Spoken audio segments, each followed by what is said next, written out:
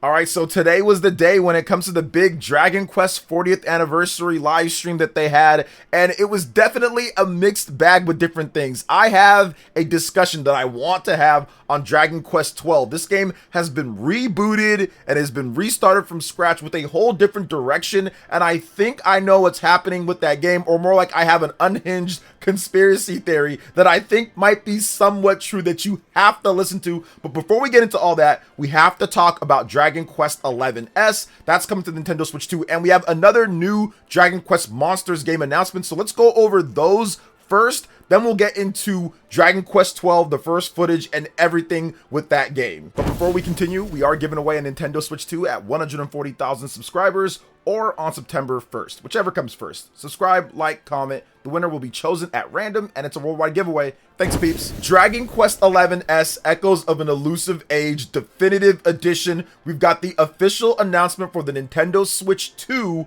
and that game is coming on September 24th. Square Enix has announced, and there will be a physical edition, but unfortunately, it's going to be a game key card. So, Dragon Quest 11S Echoes of an Elusive Age Definitive Edition first launched for the Nintendo Switch 1 back on September 27th, 2019, followed by the PlayStation 4, Xbox One, and PC via Steam on December 4th, 2020. The original version of the game, Dragon Quest XI, launched back in 2017 on the Nintendo 3DS and the PlayStation 4, but this is the S version of the game. It's going to look and run better on the Switch 2 compared to the Nintendo Switch 1, and it has the orchestrated soundtrack. It has a bunch of extras and goodies that the original Dragon Quest XI didn't have. Now, here's a little bit of an overview of the game. The Ultimate Edition of the latest major entry in the legendary RPG series. The Definitive Edition includes all the content from the original release of the acclaimed Dragon Quest XI and adds extra character-specific scenarios,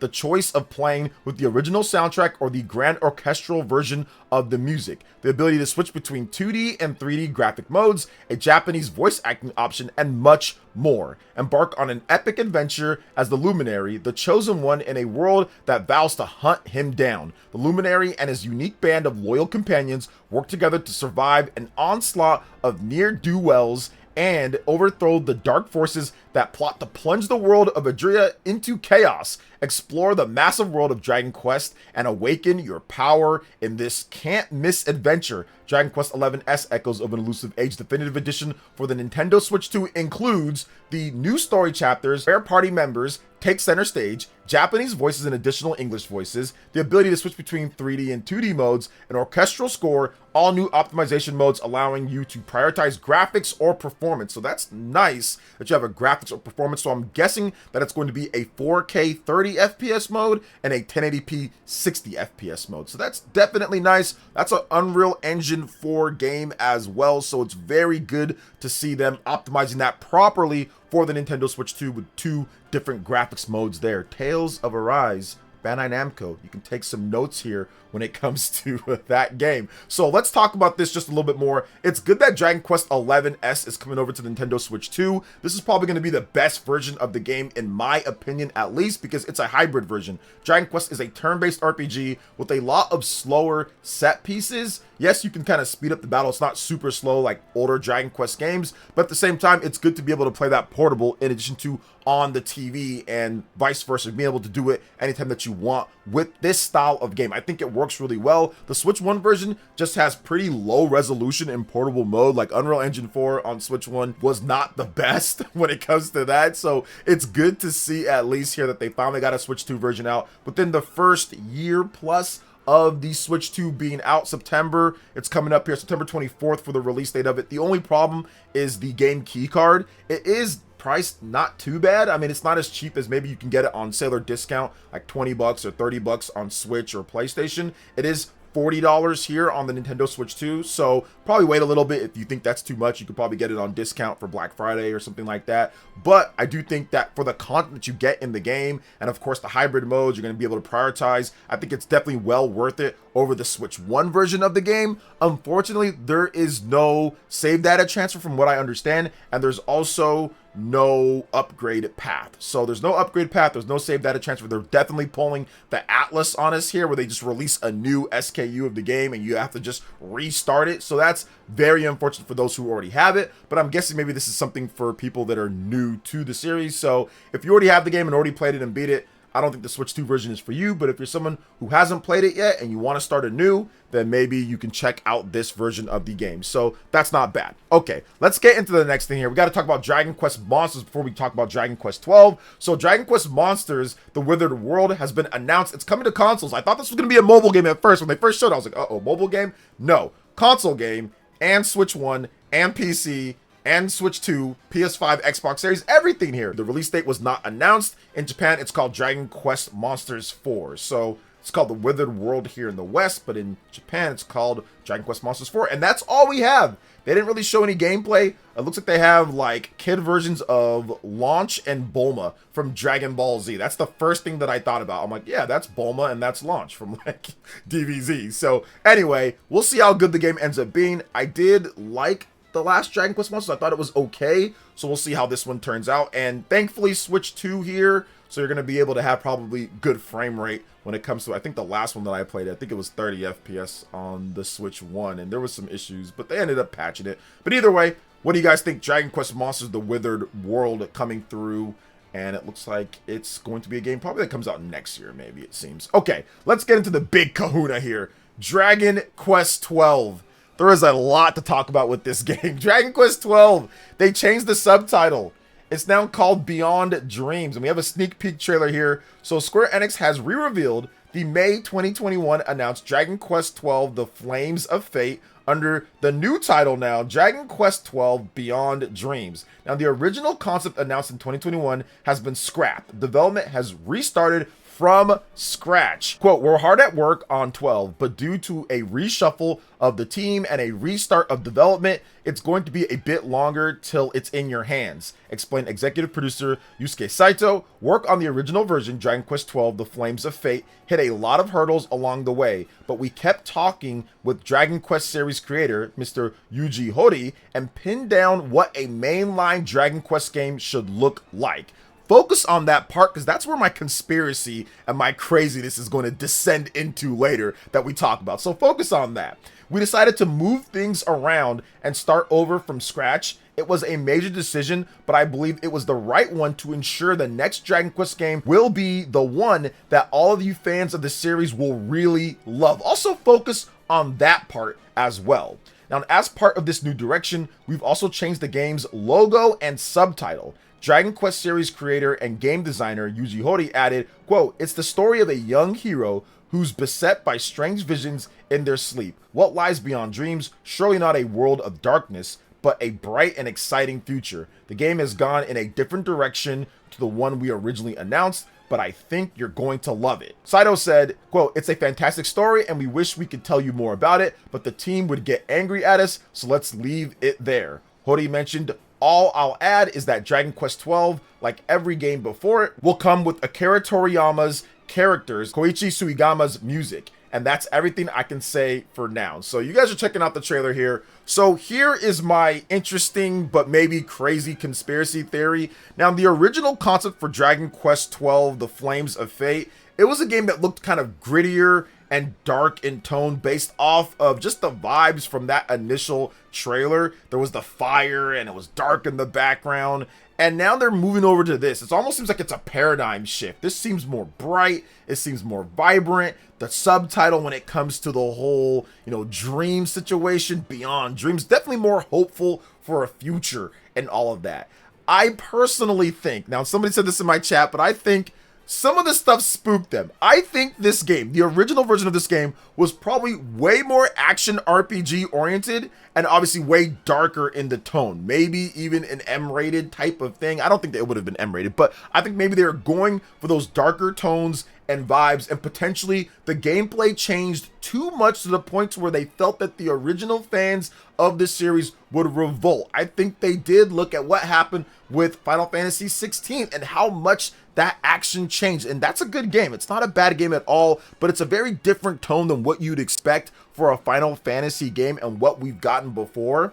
And yes, they kind of already put the seeds in that when it comes to Final Fantasy 15, but at least that still had a party, and it still had things that were very similar to what you'd expect for a Final Fantasy, maybe evolving a bit from Final Fantasy 13 and the 13 trilogy. So I do think that maybe they changed it too much. And if you look at some of the things that he says when it comes to like a hard decision to restart it, why would you restart something from scratch? The only reason why you restart something from scratch is because it veered so far away from what you think would be marketable or would sell when it comes to the fan base out there. I think that the dynamics of what's happening with the sales of the Switch 2 and what people are playing and the tilt away from maybe trying to make a game when it comes to a Japanese title that's more suited towards the West and what Western players would like, and make a game that's just more suited to what a worldwide audience expecting of Dragon Quest would like. So something tells me, and once again, this is just a conspiracy theory, this is just my own personal, headcanon when it comes, it's not saying that it's 100% correct,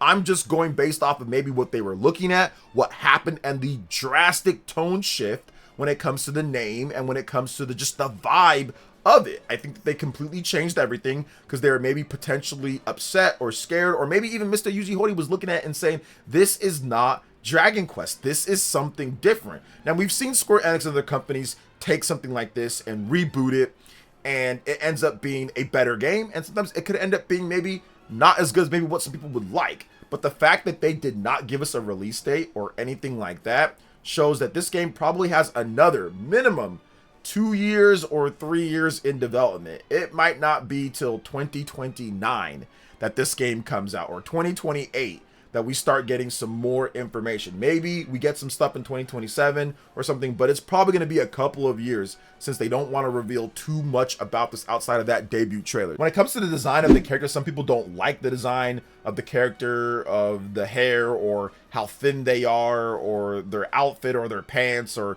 whatever the case is. And that's irrelevant to me at the end of the day. I mean, sure, character design is important, and I think that the character is okay. I think he kind of looks more cool in the actual some game art than he does just seeing him from the beginning. So I think like this shot of his sword, like to the side, like where he's holding it, kind of like that, that's pretty cool. Something kind of reminded me of Chrono Trigger though. When you look at this trailer, they have like a robot character. I don't know, it just reminds me of Robo. It doesn't look just like Robo, it just kind of reminds me of that. They have like the mechanic girl, kind of reminds me of Luca. They have like a reptilian type of character that's also on your team, reminds me of Frog.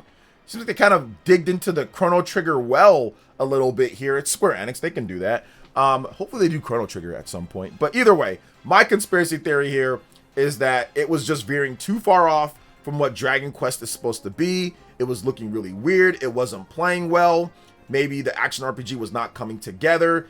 And ultimately they decided that this is not going to be what fans are going to go for. And I think that if they revealed a new Dragon Quest game, after all the situation that happened with Final Fantasy 16, if they revealed Dragon Quest and it was just so different, an action RPG and not the same type of tone, and fans got upset, that would be very bad. So I think they decided to say, you know what, let's just play it safer.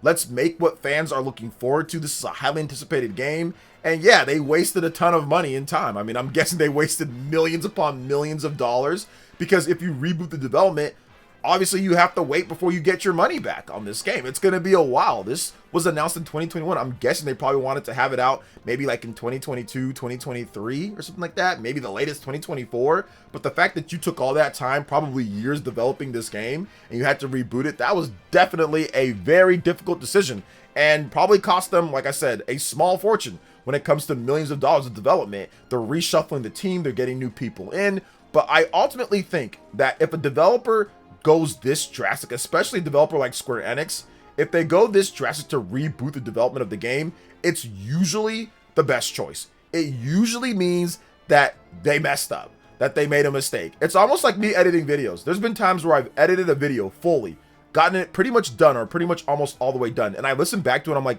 yeah, that's kind of trash, and I just scrap the video. So if I scrap a video that I do. If you guys don't ever get something that I do, trust me, it's probably garbage. So I think that's kind of the same thing here when it comes to them scrapping the original Dragon Quest. I mean, yeah, maybe they could have scrapped like the action RPG if it was that, and maybe make the tone and make it into something different. But Dragon Quest is not that. This is more of what Dragon Quest is, because Dragon Quest has been the same type of game for like 40 years. Yes, there's variations in combat and the styles and kind of what you get and the characters. Yes, I know that the towns, all that has changed, some of the magic and all that. But Dragon Quest is the same type of game, to the point where I don't recall them ever having to reboot development. That means something drastically changed. In order for them to have to say, we have to kind of go back to what we know, something changed, and it was big when it comes to that. So I'm guessing my little theory that I have here might not be 100% true, but I think that there's definitely bits and pieces that might be partially true, because Dragon Quest has been Dragon Quest forever. They've never had difficulty developing it to the point to where they have to completely reboot development, reshuffle the whole team. That to me says that there was huge problems that doesn't align with what Dragon Quest usually is, and that's the reason why it was canceled and rebooted. And they pretty much even said so as much here when it comes to what Mr. Yuji Horii had to say. So what do you guys think with everything here with Dragon Quest 11S on the Switch 2, Dragon Quest Monsters, the Withered World, and the reboot here with Dragon Quest 12, what they're doing? What do you think about the characters so far and what they've shown off with the game? Let me know in the comment section below. All right, guys, that wraps it up for this video here. Thank you so much for watching. I do appreciate it. Please make sure you hit that like button, subscribe if you are someone new, and click that notification bell to get my vids as soon as they drop. Thanks for watching, and we'll catch you guys for the next one. Peace.